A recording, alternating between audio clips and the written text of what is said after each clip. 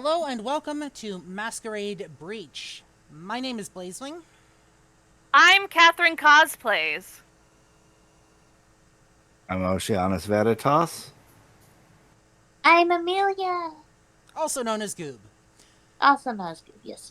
Welcome to Masquerade Breach, the Yeah. podcast where we talk about anything and everything vampire related. And remember, if you tell the Camarilla, I'm sorry, but we just can't help you anymore.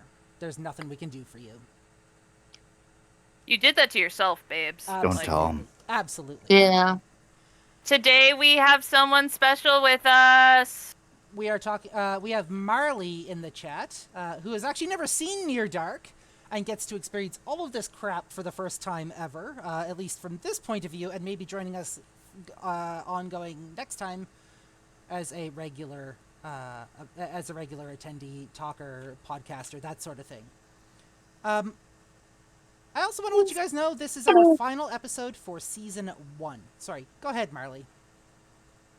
I'm just being a Muppet. Yay! So excited! This is our episode. This is our season finale for season 1, our final episode, and we are going to be talking about Near Dark, the 1987 vampire movie that came out around the same time as The Lost Boys, and did not age well. It was. We'll get into that in a second, but before I do, Blazewing's media notes, unfiltered, no context. Boy falls for supposedly cute girl. Never understood it. Rural Texas. Yeehaw, cowboy! Needs more cowbell. Kid thinks he's getting lucky. Dude, no! Fucker deserved it. Burn, motherfucker! Yoink.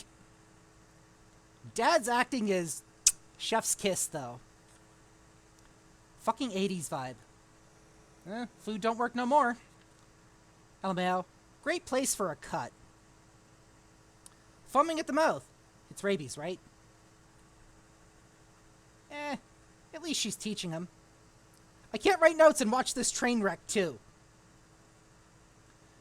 Feeding through pure instinct to lure prey in. Fascinating. Well, I think she's regretting her decision. Fucking greedy-ass fledgling won't kill a human, but feeds off her. For fuck's sakes, kid. Biker bar! Don't like the tune. Never mind. Just as cheesy as the movie, and it fits right in. I want that fucking leather jacket. Ugh. Pops is a fucking creep. Dude, don't trash the bar. That's just rude. Damn it, now where am I going to get a drink?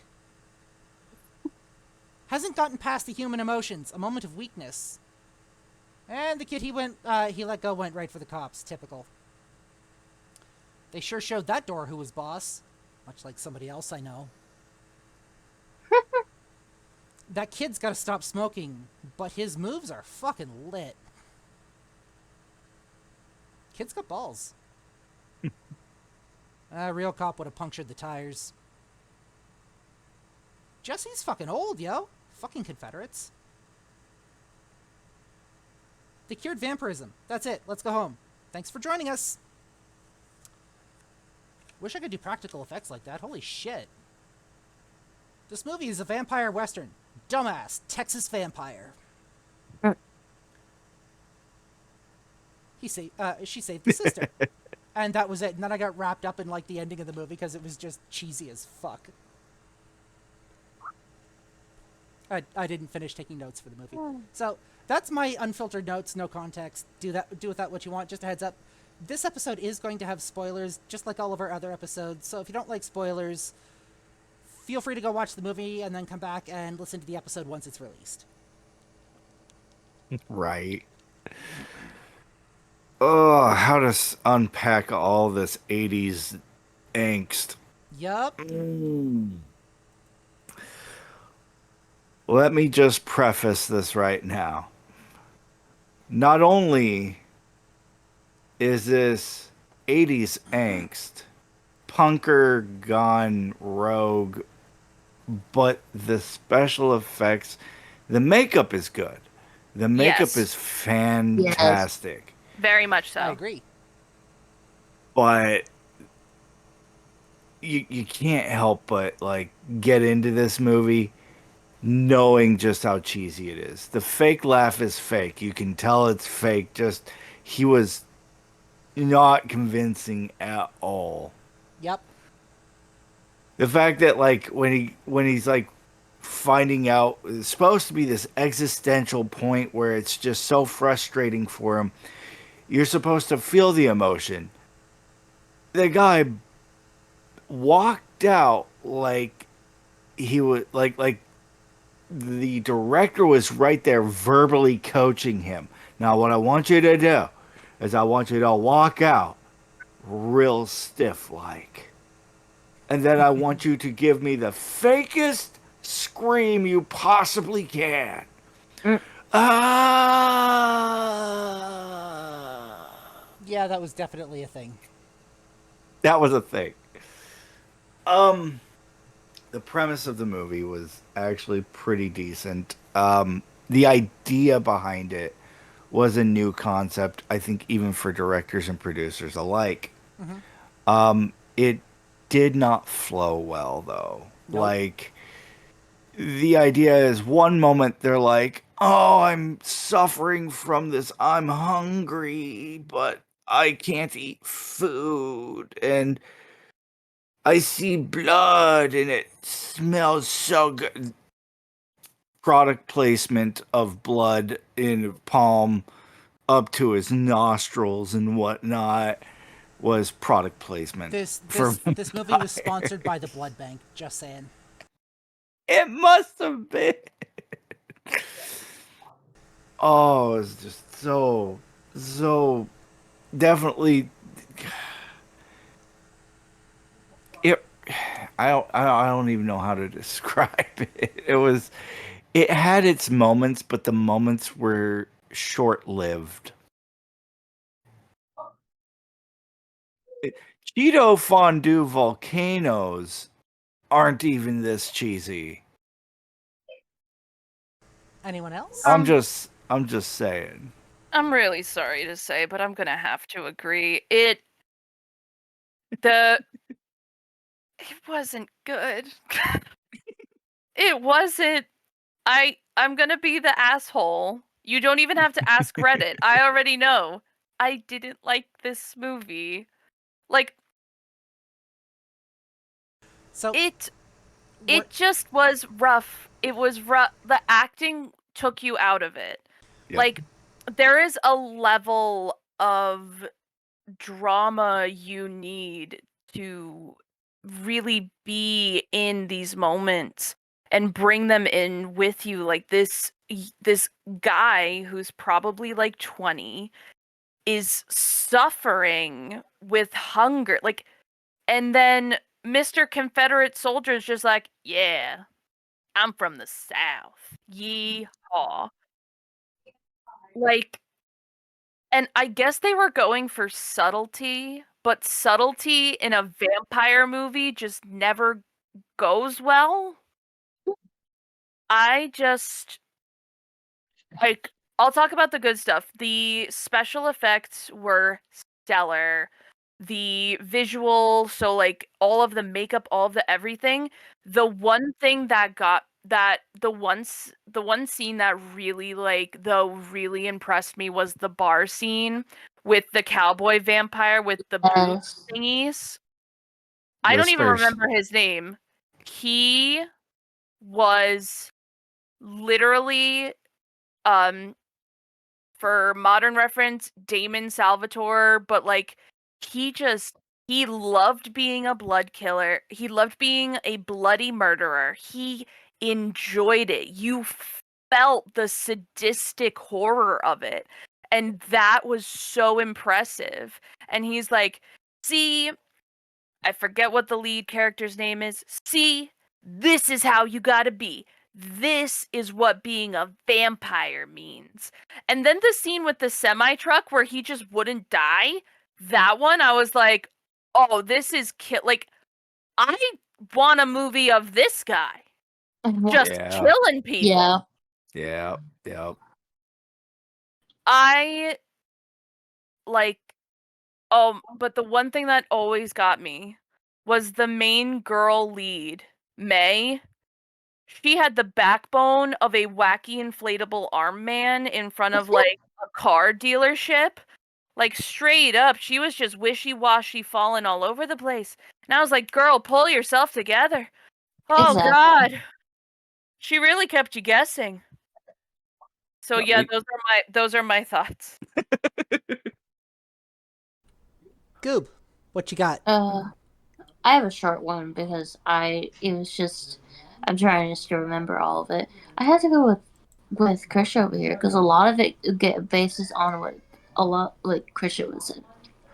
My favorite scene is the bar of the whole interaction with with the different scenes with that guy with the guy that like just did he with his boot cuffs that did that to the bartender, and then the fact that they just individually allowed each one. It was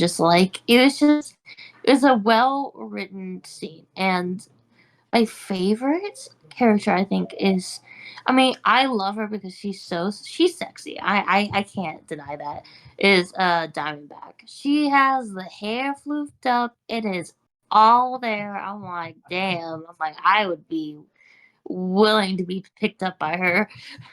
um, I the fact, and I'm going off with the main character, the main female character, that the blonde, short blonde. I was annoyed with her, to be honest. I've watched this before. I watched it twice, and I was annoyed with her, like throughout the most of all of like I understand where she's coming from, trying to protect him, but like it's just like, listen, like, do you really have to like keep him within here, like in this, like, oh, you'll get used to it. You just gotta do. I'm like, listen. It's like just let the man leave, and you can go get another person and make him fall in love with you. I don't know. It was just like I just was so annoyed by her. I all the scenes, all like the makeup and the graphics, where they were great. They were really good. I the also my favorite what do you call it, not choreographed, stunt scene or something like that. It was the truck scene, and then also the beginning where the main character, the main protagonist, is like stumbling in the desert of what, Oklahoma or Arizona, and was like burning up trying to get back to his family, and you can see the smoke visibly come off him. I was just like, I want to, that's me in the summertime in the South. That's me. I just thought that was funny, and I was like, I want to figure out how to do that, and I want to figure it out, so like people are like, why the heck are you smoking? But um my nephew just came in. But hold on. It's just goddamn. Yep. There was a lot about this movie that kind of edged on, okay, I don't know what they're trying to do with this movie. Like, it didn't make sense in a lot of places regarding with like, why did she turn him?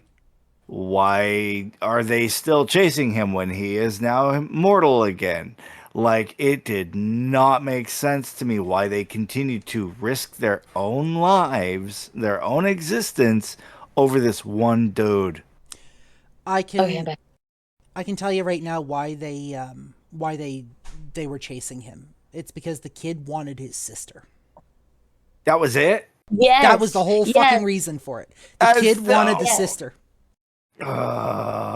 He like in the and at the end where he's just like, I turned her and you took her away, and I was just like, did he like her, or would he just wanted the sister? And then when he wanted the sister, I was just like, this is even more confusing. I'm like it was like it made sense at coming to the end, but it was just like I can I keep her? I'm like, little boy, what do you mean by that? Because that's called kidnapping.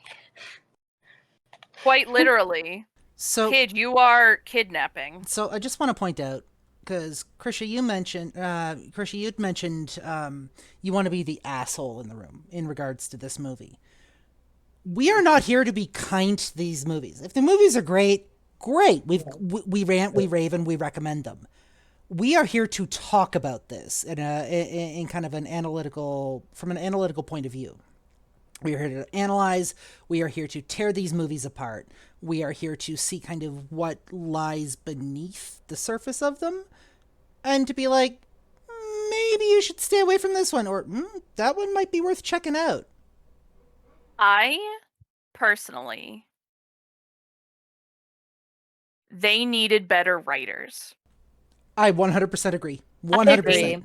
I agree. Because this concept, and maybe even the same actors, they needed either a much more experienced director who could use what he or she had to get the message across, or have smaller moments, or better writers, because that concept is incredible. Because like usually when you think of vampires, you think of like these affluent, extremely rich beings, or in the Lost Boys. With the Lost Boys, we have them in like a motorcycle gang. Toreador. And then in here we have like cowboy travelers. Yeah. Like I feel like there is so much there that you can pull from. You have a main lead character who is literally teeter-tottering on life, and will he go to the vampire side or will he go back to the good side? You could have played with that struggle so much more, instead of just have him scream once in a parking lot and then him and his maker make out. Like straight up. This Like, was there was so like I'm comparing that scene. Okay, I love Lost Boys. Don't get me wrong, but I'm comparing that damn scene to the scene with Lost Boys where he's like, "We're Michael's like, Star, what happened to me? What happened?" And then she's like, "I'll kiss you and I'll make up." I'm like, no, Star, God Never damn it. the answer. Star, Never what's happening the to me? answer. Don't worry about that now. Never- Don't worry about that now. We need to go to bed together and just like stay What? there for a little bit and see what happens. It's the 80s and 90s. I totally understand that. That was the back of the day. But still, it's just like, it's like that. I'm sorry. It's just like that. So how I see it is this movie should have been called Vampire: The Lobotomy. Dumbass Texas vampire. my god. Wait. Though, I will say, so the bar scene with that one vampire, so cool. What they did with the semi truck, incredible. When he like is on his knees in front of May and she like gives him her hand to like drink from because he's starving, that Mhm. like feral exchange between an animal exchange between the two of them, that also was done so well. Because we all know what that was a metaphor for. Yeah. We all know the Yeah. metaphor. There was a lot. Yeah. There's the other thing that I would have called this. I didn't realize that a vampire enthusiast could turn me off of vampires quicker than this movie. Like, Just want to circle back for a quick sec. What's the metaphor? Vampires suck. No, Take what's the that. metaphor?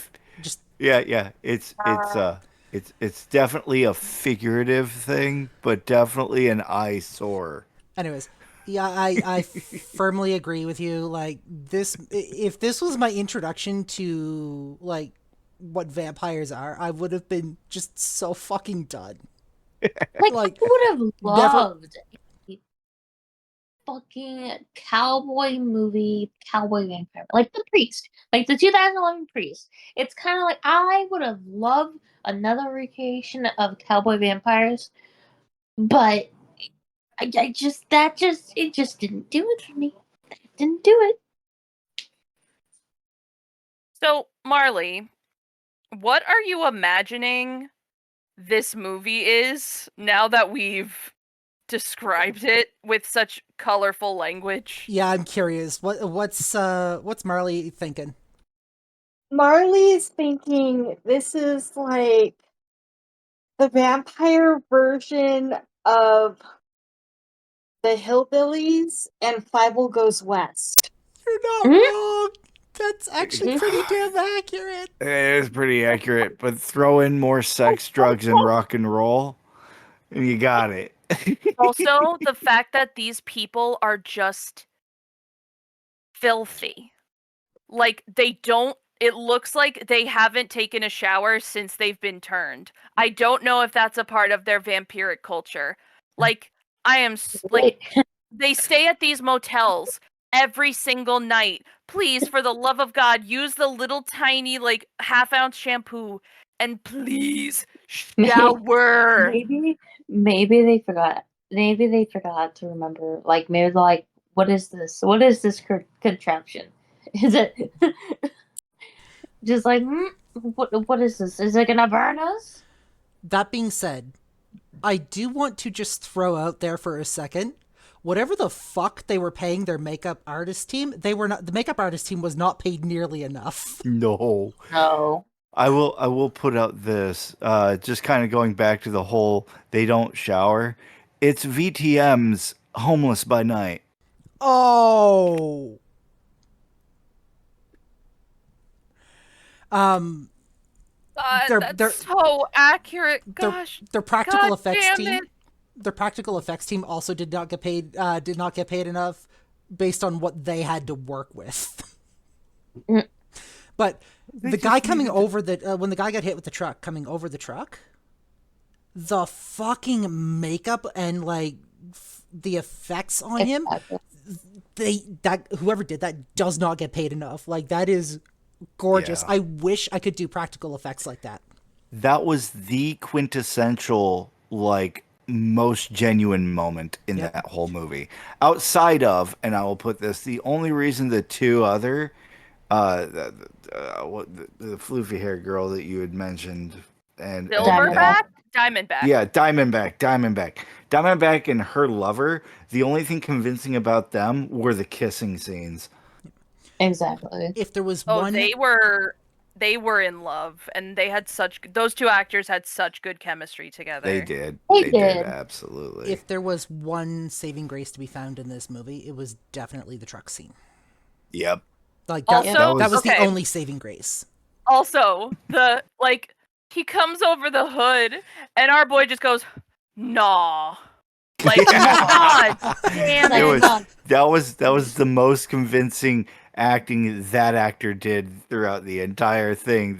Oh no, damn it! I would have. Damn it. I'd be like, God, I thought you were done for. Anything would have been better. Even a good "Why won't you die?"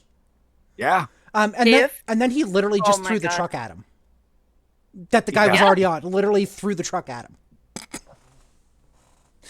Oh man. Oh, this was great.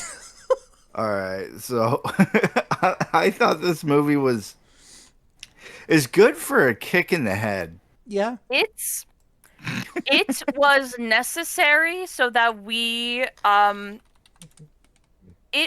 because it is a classic piece of vampire media, so I am glad we consumed it. But at the same time, oh my God. Like, guys, I need you to understand the chat when we were watching this movie.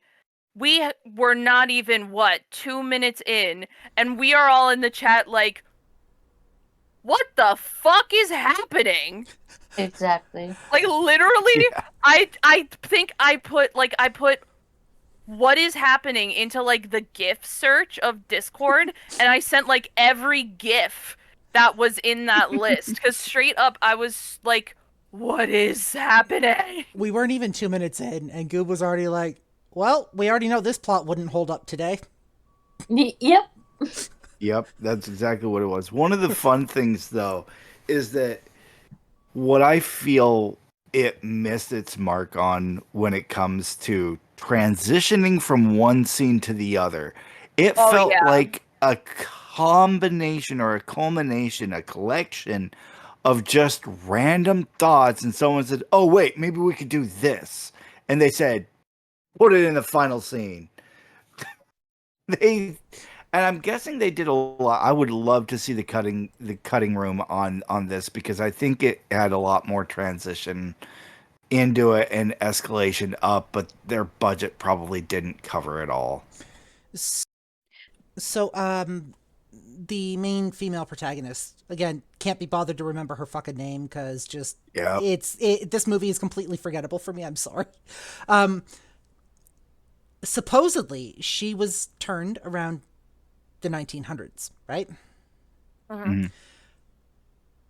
She's been it was 1987, so we're talking 86, 87 years as a vampire, basically.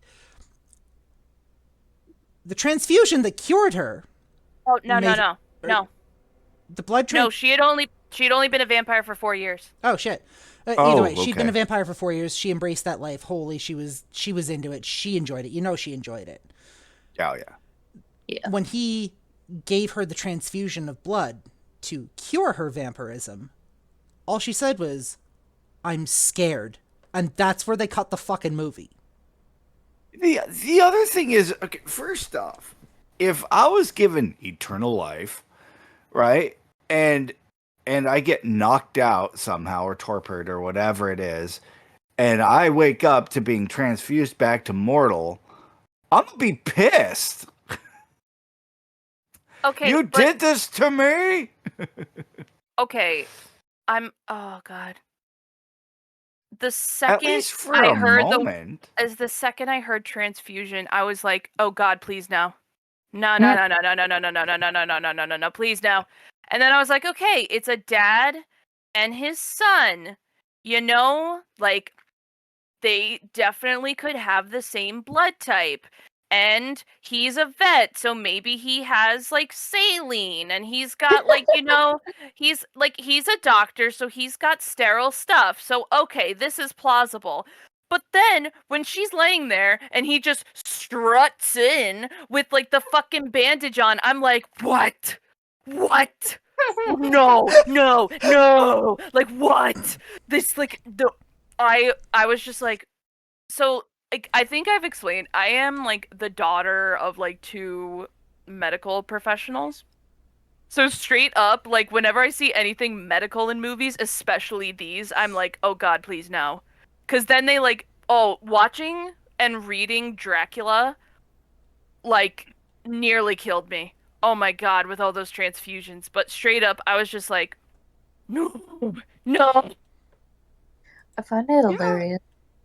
I found it hilarious because I was like, he's a vet, and this is a human, or I mean, not like this is a vampire, but you're trying to perform. It's like you're trying to perform a procedure on a damn on a. I'm trying to do make him human again. So I was just like, my eyes narrowed. I'm like, this is not how it's. I mean, this is basic practice. I mean, yeah, I guess he did get slicked by with that, but it's like this is not how people should see it. It's like, oh, it's easy to convert a vet to a medical performer. I'm like, no, no, no. This is way different. If it was an animal and a human. And also, to be fair, this is the 80s, so he also can't YouTube tutorial a transfusion real quick. Like, Exactly. straight up, he had to, like, they were just winging it. I bet he was a military man. He's just like, I know how to do this. Go ahead, Blaze. How? What? Have you guys seen the Rotten Tomato scores for this movie yet? How No. good is it? Critics gave it an 83%. Audience gave it a 74%. Why? Not how. Why? Yeah. Yeah. I like, suddenly I don't trust Rotten Tomatoes anymore. Don't. They must have had a nostalgic peak in the 80s, 90s. I've been looking around for like reviews and synopsis of this movie. Here's one. Here's one. This is from the movie DB, the moviedatabase.org. Okay. Uh-huh. This guy, it's a review by Gimli from October 2nd, 2019. He gave it a 70%. And here's what he said. Oh. Here's what he said. Okay. 30 years on, and Near Dark still holds up. A young Bill Paxton steals the show as a Texas vampire who's equal parts Bicky and cowboy, even amongst such stars as Lance Henriksen and Adrian Pastar. One of the most influential vampire films of all times, its vibrations can still be felt in the monster movies of today, and while that's not always a good thing, it's noteworthy, and Near Dark in and of itself is a great southern gothic tale for the modern world. No. Absolutely not. Oh my god. Like, this he is watch the wild. movie? Did he even watch the movie? No. Are we watching the same movie? I don't think so. That's where I'm at. Like, are you sure? Near Also- Dark. Also, Go ahead. oh sorry. I also want to say also the amount of like kink references that were in there. I was like, yeah. I mean, it's the 80s. Yeah. IMDb gives it a 6.9 out of 10. Okay. No. I give it a 4, if anything, out of 10. Here's the top featured review. The title, A Modern American Horror Story. It's horror? A real gem of a film, which deserved a lot more credit than it ever received. Dr. Kathryn Bigelow went on to produce Aliens and direct Blue Steel and Point Blank, while writer Eric Red went on to direct the brilliant but rarely glimpsed Cohen and Tate, an equally dark movie. In this stylish tale of modern-day vampires, gothic horror is mixed with modern-day American society. The hero, Caleb, is plunged into a shadowy world of immortal vampires that exist just below the ordinary world as the bad guys imitate modern mortals to hunt their prey. With atmospheric music by German techno band Tangerine Dream, an impressive and evocative horror film with the added attraction that it features my favorite actress, Jenny Wright. Notice how they didn't say anything about the acting, about the plot. No. It's all about the fucking honestly- production. I think they're just Yeah. honestly just trying to give credit to all like the people that were in it, and I'm just thinking they didn't even like they watched it. They didn't give a shit about the movie. They just wanted to credit all the people. Oh, that's This wild. is where I think it comes into play. The idea of it is don't worry about the acting, but did you see all the special effects and that awesome truck scene? Don't worry about the acting. Don't worry about the actors. Did you see this cool scene with this truck? I'm ready to do. I'm ready to rate this. Yeah. Are Honestly, you guys just wanting to put this to bed now? Hold up. I want to put it like this. I'm ready to rate this dumpster fire trash truck sequence to bed. Okay, so on a scale of 1 to 5, do you think it holds up? Would you recommend it? And how does it do in regards to vampire lore? I We're- give it a 2 for a recommendation out of 5. I'm gonna give it a 2. I'm gonna give it like a 15 out of 5 for campiness. And Oh, yeah. actually, though, in terms of vampire lore, and actually we didn't touch on it. We've just been talking about how bad the acting is. In terms of vampire lore, I'm actually gonna give it a 4.5. I think it really holds up well to vampire lore. Like, they're stronger, they're not necessarily faster. They fried at a very slow pace, but they did burn in the sun. They drank blood every night. I think it actually held up well to vampire lore. So I'm going to give it a 4.5 in Okay. terms of lore. So but that's it. Before we move on, I find that highly interesting because when we started this project, this podcast, you said in order to be considered a vampire, the one thing they had to have was fangs, and they did not have that in this movie. Yeah, and then all of you went, nah, they don't need fangs I and went actually on a said- rant. I actually said yes, they do. No, There you you go. did not. I will go back and take a look at the episode if you need. Okay. All Okay. right. But yeah, no, I find that absolutely hilarious. Sorry, go ahead. All right. Alright. Who's next? Okay, I'll go. Would I recommend this? No. Just no out of 5. No out of 5. Campiness is yes out of 5. It's campy as shit. Does it hold to lore? I'm going to say 2 out of 5, and I'll explain why. 1, yes, they are night walkers. Yes, they drink blood. Yes, they burn in the sun. What they forgot to mention is first the fangs.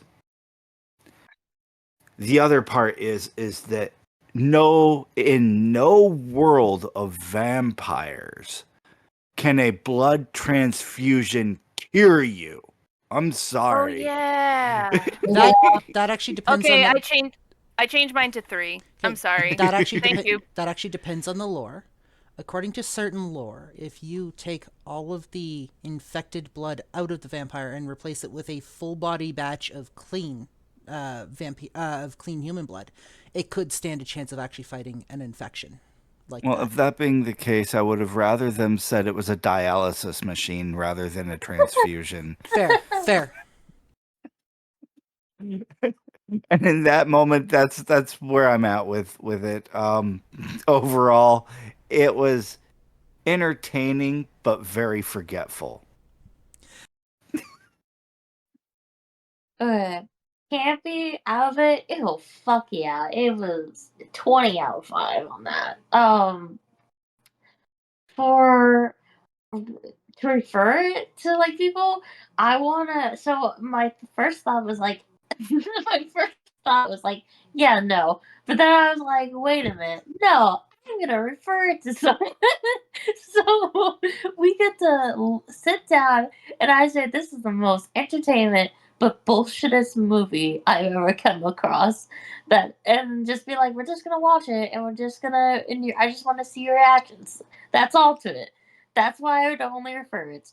Um, for the lore, I would say I would give it a 3 at most, if not a 2.5. But I would give it a 3 because yes, they do excessively burn slow. They do go off drinking different blood and drinking blood from different vampires to sustain it. Until they have to actually go off their own or they will die and drink all the blood from their to another vampire and they will die too. Um, and just the fact that it's they do have more abnormal strength and like I guess they heal as fast as any normal vampire would. The only thing I would say would be the fangs, and then I would say also the transfusion, but I guess in certain lore, yeah, you would have to go by it. But still, the fangs are a big hit, and you really have to go by it. I mean, if you don't see fangs, or at least if you didn't have like long ass fangs, at least have like canines, and that way we can describe like okay, we see it at least we can acknowledge it, but no. So yeah, overall, I would say it's purely for entertainment and like for a good what the fuck am I watching? I would say that. I would say it's just overall that. As kind of a subject matter on that, kind of an addendum. You have to be high to watch this Yep. to enjoy it. Guess that means it's my go. So, I know Krisha said she's going to be the asshole, but now it's my turn. Because I get really, really fucking picky about my vampire media. I have a certain standard for my vampire media. This movie gets a 1.5 from me. The only reason it gets that half is because of the fucking makeup on the truck. That was the only saving grace for me. Does it hold true to vampire lore? All right, I'll give it that. But it gets a 1.5 altogether. Now, the flip side to that is, if I was watching this stoned, I'd probably give it a 3.5 because it's just that fucking bad, and you got to be out of your fucking mind to watch this. It's campy as shit. It's cheesy as shit. It's cringy as shit. But if you're into that kind of movie, go fucking watch it. Yeah. If you're into that kind of movie, you'll probably enjoy it. Even as much as it has plot holes all over the place, the acting is just absolutely terrible. I would say this is a B-rated movie, but it's not even B-rated. It's beyond it's beyond a B-rated. I'd give it at least a D. Yeah. So it gets a 1.5 for me tops. I'm sorry. The other thing about that I will put in there is that this movie, it felt like it was rushed. Yeah. Yes. Yes. They could have taken this and they could have turned it into a trilogy, and they could have taken time developing character arcs. They could have built out the story more. They could have had more adventure, more world building, and it would have been fine. I'm guessing it was under a time constraint and also under a budget crunch. I think that's what it was. I think they said, "Quick, make a vampire movie, go." I wonder if Like they heard that the other one, Lost Boys. they heard that Lost Boys was coming out, so they were like, "Oh my god, we have to come out with a vampire movie as quickly as possible so that we beat them." Yeah, Oh, that's exactly speaking of what that, it was. give me 1 second. Let me actually go take a look. Let me see. I do have to go because I got to eat dinner. Okay, we are wrapping up here. Just give us 1 quick sec. Yeah, you're good. Lost Boys came out. Where's the release date? Thank you. Where is it? Come on. You're not It's giving... not like 19... July 31st, 1987. Near Dark. 1987. Yep. Near Dark came out October 4th, 1987. So there were literally 2 to 3 months. They saw people jumping on the bandwagon, and they very quickly had to pump something out during the same year. Studio Canal in France did Near Dark, and for Lost Boys, Near Dark was produced in France, and Lost Boys was produced in U.S. It looks like, so probably competing companies. I was going to ask about Fright Night. We can get into that shortly. I'm going to do my... I mean, in comparison to this one, you're looking at years. Fright Night was another one that was really popular as far as vampires go, but I don't know what year it came out. I will take a look. I'll take a look here once I do my sign off. We are going to bring this episode to a close. We hope you've enjoyed the final episode for season 1. Keep an eye out for announcements for season 2 if you've enjoyed joining us for this. This has been a blast. We may be bringing on new people for season 2, and something I haven't told my co-host yet, I would like to possibly look at expanding the way we do things. Woo. And having an audience watch night. But we'll talk about that. We'll talk about that behind the scenes. That being said, folks, for Masquerade Breach, I'm Blazewing. Kathryn cosplays. I'm Ocean. I'm Amelia Scoob. And Jasper unfortunately could not be here for this.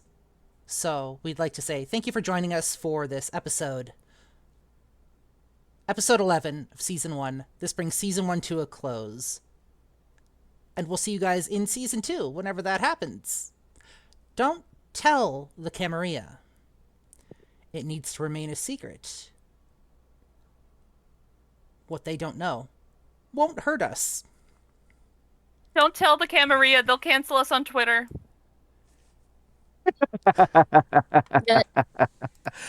Have yourselves a great night, guys. We're signing off.